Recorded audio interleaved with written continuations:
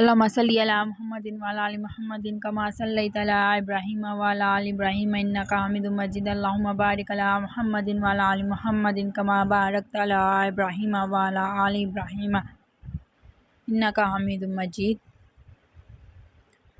آج کی اس ویڈیو میں آپ کو غرور و تکبر کے بارے میں بتاؤں گی کہ کیا انسان کو غرور کرنا چاہیے، نہیں کرنا چاہیے، تو اس سے بچنے کی دعائیں میں آپ کو بتاؤں گی کہ اس سے ہم کیسے بچ سکتے ہیں اور کون سی دعائیں اس میں پڑھتے ہیں، اور اس کے غرور و تکبر کی چند مثالیں میں آپ کو پیش کروں گی۔ حضرت جابر رضی اللہ تعالیٰ عنہ نبی صلی اللہ علیہ وآلہ وسلم سے روایت کرتے ہیں کہ آپ صلی اللہ علیہ وآلہ وسلم نے ارشاد فرمایا، قیامت کے روز خدا کچھ لوگوں کو چونٹیوں کی شکل میں اٹھائیں گے، لوگ انہیں اپنے قدموں سے روندیں گے، پوچھا جائے گا یہ چونٹیوں کی شکل میں کون لوگ ہیں؟ انہیں بتایا جائے گا کہ یہ وہ لوگ ہیں جو تکبر کرتے تھے۔ کھجور کی گٹلی پر باریک سا جلی نما ایک چھلکا ہوتا ہے جسے قطیر کہتے ہیں۔ اللہ تعالیٰ فرماتے ہیں انسان اس کا بھی مالک نہیں تو پھر عقل کیسے؟ آپ صلی اللہ علیہ وآلہ وسلم نے فرمایا، اگر جھک جانے یعنی عاجزی اختیار کرنے سے تمہاری عزت گھٹ جائے تو قیامت کے دن مجھ سے لے لینا۔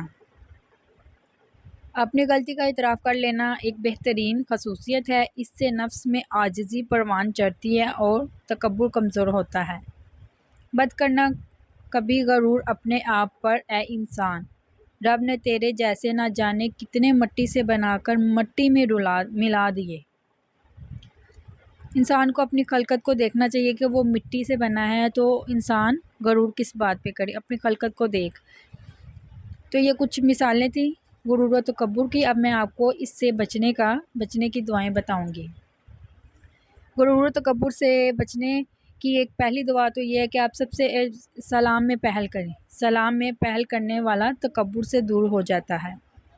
سب سے پہلے آپ نے سلام میں پہل کرنی۔ نبی کریم صلی اللہ علیہ وآلہ وسلم نے فرمایا، جب تم میں سے کوئی اپنے بھائی سے ملاقات کرے تو اس طرح سلام کرے، السلام علیکم ورحمۃ اللہ وبرکاتہ۔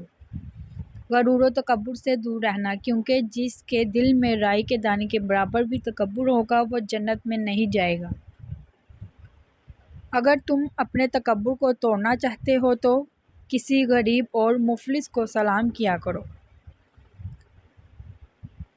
اس کے علاوہ لا حول ولا قوت الا باللہ، جس انسان کو لگے کہ میں غرور کر رہا ہوں یا میرے میں تکبر آ گیا ہے، تو سب سے پہلے تو وہ سلام کرے، سلام میں پہل کرے۔ دوسرا وہ لا حول ولا قوت الا باللہ کی کثرت رکھے، کیونکہ انسان میں غرور و تکبر تبھی آتا ہے جب اس کے پاس نعمتوں کی فراوانی ہوتی ہے۔ تو نعمتوں میں ہمیشگی اور زوال کے اسباب، حضرت ام المومنین امام علی علیہ السلام نے فرمایا، جس پر خدا کی نعمتوں کی فراوانی ہو جاتی ہے اس سے لوگوں کی بہت سی حاجتیں وابستہ ہو جاتی ہیں، پھر اگر وہ ان چیزوں کو ادا کر دیتا ہے جو خدا نے اس پر واجب کی ہیں تو خدا انہیں دوام بخش دیتا ہے، یعنی ڈبل کر دیتا ہے، اور اگر انہیں ادا نہیں کرتا ہے تو انہیں معرض زوال قرار دیتا ہے، یعنی اسے زوال آ جاتا ہے۔ اس کا آسان لفظوں میں یہ حل ہے کہ جب اللہ تعالیٰ ہمیں نعمتوں میں فراوانی عطا کر دے تو ہمیں چاہیے کہ وہ نعمتیں ہم لوگوں میں بانٹیں۔ اگر ہم بانٹیں گے تو وہ ڈبل ہو جائیں گی، اگر ہم نہیں بانٹیں گے تو اللہ تعالیٰ وہ ہم سے کھینچ لے گا، یعنی ہماری ان نعمتوں کو زوال آ جائے گا۔ تو اس لیے ہمیں شکر ادا کرنا چاہیے اور ان نعمتوں کو لوگوں میں بانٹنا چاہیے۔